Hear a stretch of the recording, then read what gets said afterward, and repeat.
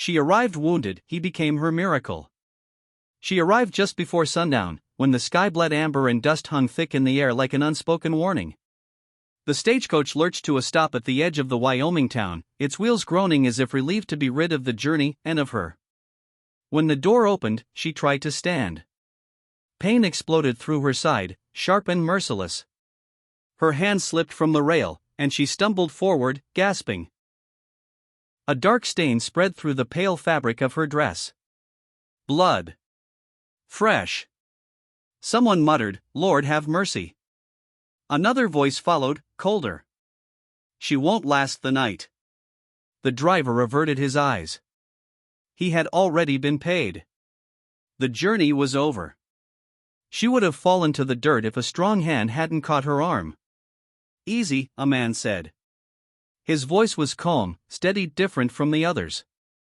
She looked up, her vision swimming, and saw him clearly despite the haze. A cowboy, tall and broad-shouldered, dust clinging to his coat like a second skin. His eyes were the color of storm clouds just before rain, sharp but not unkind. He held her as though she weighed nothing. "I've got you," he said. She tried to speak, but the world tilted, and darkness rushed in. When she woke, the pain was still there, but softened, dulled by warmth and care. She lay on a narrow bed in a small room that smelled of clean water and wood smoke. A lantern glowed nearby, its light steady. She turned her head slowly. The cowboy sat in a chair beside the bed, hat in his hands, elbows resting on his knees. He looked up when she stirred. "Welcome back," he said quietly. "You gave us a scare." "Us?" Her voice was weak, barely more than a breath. He smiled faintly. "Me and the doctor. You've been patched up." Her fingers moved instinctively to her side, meeting fresh bandages. "I shouldn't be here." "That's not for you to decide," he replied. She swallowed, emotion tightening her throat. "They didn't want me. In the town." He leaned back, studying her for a moment. "Towns don't want trouble. Or responsibility. Or reminders that the world can be cruel." "And you?" she asked. He met her gaze without hesitation. "I don't mind any of those things." Silence settled between them, gentle and unforced. "My name's Eli Carter," he said finally. "Clara," she replied. "Clara Whitmore." "Well, Clara Whitmore," Eli said, standing, "you're safe for now." For the first time in weeks, she believed it. Clara healed slowly. Each day brought pain, but also progress. Each morning, Eli returned, sometimes with food, sometimes with flowers he claimed were nothing special, though she'd never seen anything more beautiful. He spoke little of himself, but listened to everything she said. She told him about the journey west, about losing her parents, about trusting the wrong people. About the night she'd been attacked, robbed, left bleeding and alone before crawling back onto the stagecoach with what little strength she had left. "I thought the West would be freedom," she said one evening, her voice trembling. "But it nearly killed me." Eli stared at the floor for a long moment. "The West takes before it gives," he said. "But sometimes it gives back more than it took." She looked at him then, really looked at him, and wondered what the West had taken from him. As days turned into weeks, something quiet and fragile grew between them. He helped her walk again, steadying her when her legs trembled. She laughed for the first time when he tried, and failed, to cook. He pretended not to notice the way her eyes softened whenever he entered the room. The town noticed. Whispers followed them when Eli walked beside her in the street. Some disapproved. Others stared with curiosity. But Eli never faltered. His hand was always near hers, his presence unwavering.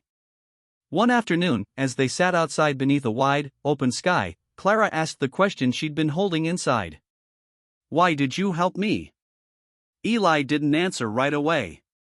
"Because I know what it's like," he said at last, "to be left behind." She waited. "My wife died on the trail 3 years ago," he continued. "Fever. The town she collapsed in told me to move on. Said she was already gone." Clara's breath caught. I buried her myself, he said softly.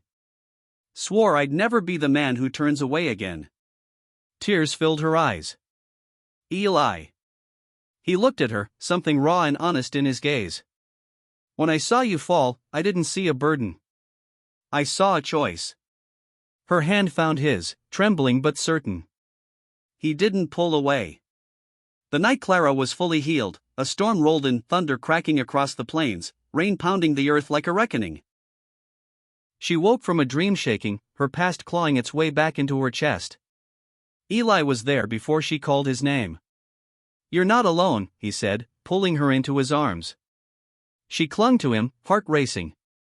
What if I don't belong anywhere, she whispered. He held her tighter. Then we'll make a place. The words settled between them like a promise. She looked up at him, rainlight flickering through the window, and in that moment, the fear loosened its grip. Slowly, hesitantly, she leaned in. He met her halfway. The kiss was gentle at first, uncertain, reverent, but it deepened, filled with everything they hadn't dared say. When they finally parted, their foreheads rested together. I don't want to be your miracle, Eli murmured. I want to be your partner. She smiled through tears. You already are. Spring came softly that year. Clara stayed. She helped in the small schoolhouse, learned the rhythms of the land, and found strength she hadn't known she possessed. Eli built them a modest home on the edge of town, where the horizon stretched endlessly and the past felt far away. Sometimes she still bore the scars. Sometimes the memories returned. But she never faced them alone. One evening, as the sun dipped low and painted the sky in gold, Clara stood beside Eli on the porch. I arrived here wounded, she said. He slipped an arm around her waist. You arrived here alive.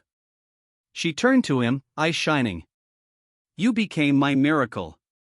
He shook his head, smiling. No, Clara. You became mine. And as the wind swept across the plains, carrying away the dust of old sorrows, they stood together, proof that even in the harshest places, love could still take root, heal, and endure.